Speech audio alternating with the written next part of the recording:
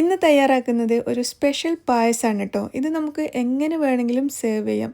നമുക്ക് ചൂടോട് കൂടിയിട്ട് കുടിക്കാം, ഫ്രിഡ്ജിൽ വെച്ച് തണുപ്പിച്ചിട്ട് കഴിക്കാം, അതുപോലെ ഐസ്ക്രീമൊക്കെ മുകളിലിട്ടിട്ട് ഒരു ഫലൂദ പോലെ നമുക്ക് കഴിക്കാം, ഫ്രഷ് ഫ്രൂട്ട്സൊക്കെ ഇട്ട് ഒരു ഫ്രൂട്ട് സാലഡ് പോലെ കഴിക്കാം. അങ്ങനെ ഏത് രീതിയിലും നമുക്ക് മാറ്റിയെടുക്കാൻ പറ്റുന്ന വളരെ ടേസ്റ്റ് ആയിട്ടുള്ള ഒരു പായസമാണ് ഇന്ന് ഞാൻ തയ്യാറാക്കുന്നത്. പെരുന്നാളിനൊക്കെ നമുക്കിത് തലേദിവസം ഉണ്ടാക്കി ഫ്രിഡ്ജിൽ വെക്കുകയാണെങ്കിൽ പിറ്റേന്ന് കഴിക്കാൻ ഭയങ്കര ടേസ്റ്റാണ്. അപ്പോൾ എങ്ങനെയാണ് ഇത് തയ്യാറാക്കിയെടുക്കുന്നത് നമുക്ക് നോക്കാം. അപ്പോൾ നമ്മുടെ സാഗോ റൈസ്, അതായത് ചവ്വരി, ഞാനിവിടെ 1/4 കപ്പാണ് എടുത്തിരിക്കുന്നത്. ഈ ഒരു 1/4 കപ്പ് ചവ്വരിയും പിന്നെ നമ്മൾ ഒരു 1/2 കപ്പോളം സേമിയ പിന്നീട് ചേർക്കും. അപ്പോൾ അത് രണ്ടും കൂടി വെച്ചിട്ട് ഈ ഒരു പായസം തയ്യാറാക്കുന്ന സമയത്ത് നമുക്കൊരു 5-8 ആളുകൾക്ക് സുഖമായിട്ട് കഴിക്കാനുള്ള പായസം ഉണ്ടാവും. അപ്പോൾ ഈ സാഗോ റൈസ് ഞാൻ നല്ലതുപോലെ കഴുകിയിട്ട് ഇതുപോലെ വെള്ളം ഒഴിച്ച് വെച്ചിരിക്കുകയാണ്. ഒരു 2 മണിക്കൂർ ഞാനിതിങ്ങനെ കുതിർത്തെടുക്കുന്നുണ്ട്. അങ്ങനെയാകുമ്പോൾ നമുക്കിത് പെട്ടെന്ന് വേവിച്ചെടുക്കാൻ പറ്റും വളരെ ചെറിയ സമയം കൊണ്ട്. അതുകൊണ്ട് എന്തായാലും അതൊന്ന് കുതിർത്തെടുക്കാൻ വേണ്ടിയിട്ട് ശ്രദ്ധിക്കുക. അപ്പോൾ നമുക്കൊരു 2 മണിക്കൂർ കഴിഞ്ഞിട്ട് പായസം തയ്യാറാക്കാം. അപ്പോൾ ഒരു 2 മണിക്കൂർ സമയം കൊണ്ട് നമ്മുടെ സാഗോ റൈസ് നല്ലതുപോലെ കുതിർന്ന് വന്നിട്ടുണ്ട്, നല്ല സോഫ്റ്റായി മാറിയിട്ടുണ്ട്. ഇനി ഒന്ന് തിളപ്പിക്കുമ്പോഴേക്കും ഇതങ്ങ് വെന്ത് കിട്ടും. അത്രയും നല്ലതുപോലെ കണ്ടില്ലേ, നല്ല സോഫ്റ്റായി വന്നിട്ടുണ്ട്. ഇനി നമുക്ക് പഞ്ചസാര ഒന്ന് കാരമലൈസ് ചെയ്തെടുക്കണം. അതിനായിട്ട് ഞാനിവിടെ 1/2 കപ്പ് പഞ്ചസാര ഒരു പാത്രത്തിൽ ഇട്ട് കൊടുത്തിട്ടുണ്ട്. എന്നിട്ട് നമുക്കത് കാരമലായിട്ട് വരാൻ വേണ്ടിയിട്ട് വെയിറ്റ് ചെയ്യാം. നല്ലൊരു ഗോൾഡൻ കളറായിട്ട് വരണം, നല്ല ഡാർക്ക് ഗോൾഡൻ കളർ. പഞ്ചസാരയുടെ കളർ മാറി തുടങ്ങുമ്പോൾ നമുക്ക് ഇതേപോലെ ഒന്ന് ഇളക്കി കൊടുക്കാം. എന്നിട്ട് നല്ലൊരു ഡാർക്ക് ഗോൾഡൻ കളറാക്കി എടുക്കാം. പിന്നെ ഒരുപാട് ബ്രൗൺ ആവരുത് കേട്ടോ. ബ്രൗൺ ആയിക്കഴിഞ്ഞാൽ ഒരു കരിഞ്ഞ ചുവ വരും. ഇതുപോലെ ഒരു ഡാർക്ക് ഗോൾഡൻ കളറായി വരുന്ന സമയത്ത് ഞാനിതിലേക്ക് 1/2 ടിന്ന് വരെ നമ്മുടെ മിൽക്ക് മെയ്ഡ്, അതായത് സ്വീറ്റ് ആൻഡ് കണ്ടൻസ്ഡ് മിൽക്ക് ചേർത്ത് കൊടുക്കുകയാണ്. 1/2 ടിന്നാണ് ചേർക്കുന്നത്. നമ്മൾ സാധാരണ കടയിൽ നിന്ന് വാങ്ങുന്ന ആ ഒരു 390 മില്ലി ലിറ്റർ മറ്റുള്ള ആ ഒരു ടിന്നുണ്ടല്ലോ, അതിൻ്റെ 1/2 ടിന്നാണ് ചേർത്തിരിക്കുന്നത്. എന്നിട്ട് ഇങ്ങനെ ഇതുപോലെ ഒരു ഡാർക്ക് കളറായിട്ട് വരുന്നത് വരെ ഒന്ന് ഇളക്കിയെടുക്കാം. അതിനുശേഷം ഞാനിതിലേക്ക് ഒരു 1/4 കപ്പ് വരെ നല്ല തിളക്കുന്ന വെള്ളം ചേർത്തിട്ട് ഒന്ന് ലൂസാക്കി എടുക്കുകയാണ്.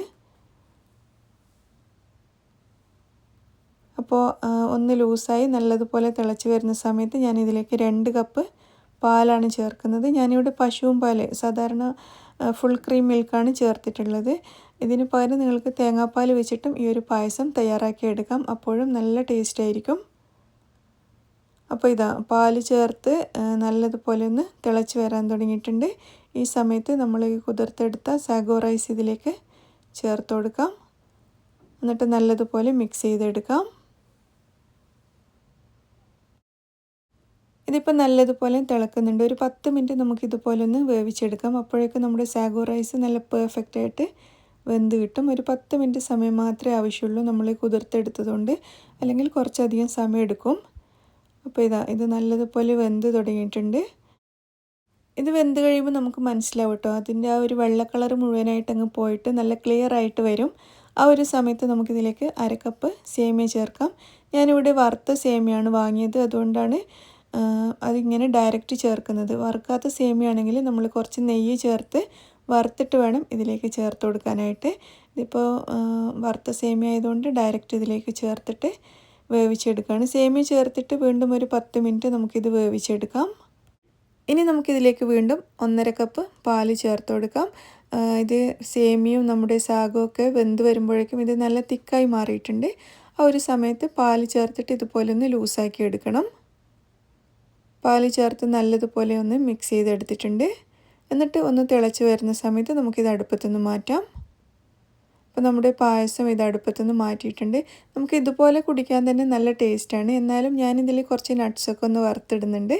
അതിനായിട്ട് 3 ടേബിൾ സ്പൂൺ പശുവിൻ നെയ്യ് ചൂടാക്കിയിട്ട് അതിലേക്ക് നമുക്ക് കുറച്ച് ബദാം ചേർത്ത് കൊടുക്കാം. ഒരു 2-3 ടേബിൾ സ്പൂൺ വരെ ബദാം കട്ട് ചെയ്തത്, പിന്നെ കുറച്ച് കശുവണ്ടി, പിന്നെ കുറച്ചധികം ഈത്തപ്പഴം ഞാൻ ചേർക്കുന്നുണ്ട്. ഒരു 1/3 കപ്പോളം ചേർത്തിട്ടുണ്ട്. അതുപോലെ കുറച്ച് ഉണക്ക മുന്തിരിയും കൂടി ചേർത്തിട്ടുണ്ട് കേട്ടോ.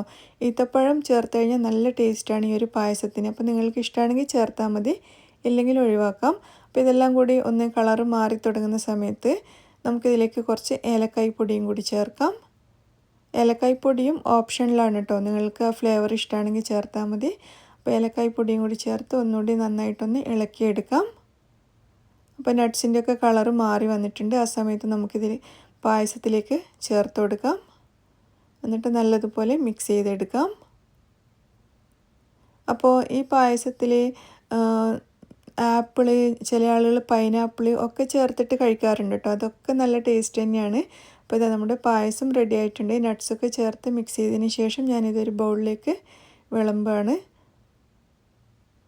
അപ്പോൾ ഇത് കാണുമ്പോൾ തന്നെ നിങ്ങൾക്ക് അറിയാൻ പറ്റും, അടിപൊളി ടേസ്റ്റാണ്. ഇതിങ്ങനെ നമുക്ക് ചൂടോടുകൂടി കപ്പിൽ ഒഴിച്ചിട്ട് കുടിക്കാനൊക്കെ ഭയങ്കര ടേസ്റ്റാണ് കേട്ടോ. ചൂടോടുകൂടി കഴിച്ചാൽ നമുക്ക് എത്രയാണെങ്കിലും മതിയാവില്ല. ഇനിയിപ്പോൾ തണുപ്പിച്ചിട്ട് കഴിക്കണം എന്നുള്ളവർക്ക് ഇതുപോലെ അടച്ചു വെച്ച് ഫ്രിഡ്ജിൽ വെച്ചിട്ട് നല്ലതുപോലെ ഒരു 3-4 മണിക്കൂർ തണുപ്പിച്ചെടുത്തിട്ടും കഴിക്കാം. അല്ലെങ്കിൽ പിറ്റേ ദിവസം കഴിക്കാനാണെങ്കിൽ തലേന്നൊക്കെ ഉണ്ടാക്കി വെക്കാം. പിന്നെ എന്നിട്ട് തണുപ്പിച്ചിട്ട് ഇതുപോലെ ഐസ്ക്രീമൊക്കെ ചേർത്തിട്ട് വേണമെങ്കിൽ നമുക്ക് കഴിക്കാം. അതുപോലെ ഫ്രഷ് ഫ്രൂട്ട്സ് ചേർത്തിട്ട് കഴിക്കാം. എങ്ങനെയാണെങ്കിലും ഈ ഒരു പായസം ടേസ്റ്റാണ് കേട്ടോ. അതാണ് ഇതിൻ്റെ പ്രത്യേകത. അപ്പോൾ നിങ്ങളെല്ലാവരും ട്രൈ ചെയ്ത് നോക്കൂ. വീഡിയോ നിങ്ങൾക്ക് എല്ലാവർക്കും ഇഷ്ടമായി എന്ന് വിചാരിക്കുന്നു. ഇഷ്ടമായിട്ടുണ്ടെങ്കിൽ ലൈക്ക് ചെയ്യാനും ഷെയർ ചെയ്യാനും മറക്കരുത്. നിങ്ങളുടെ അഭിപ്രായങ്ങളൊക്കെ അറിയിക്കണേ. താങ്ക്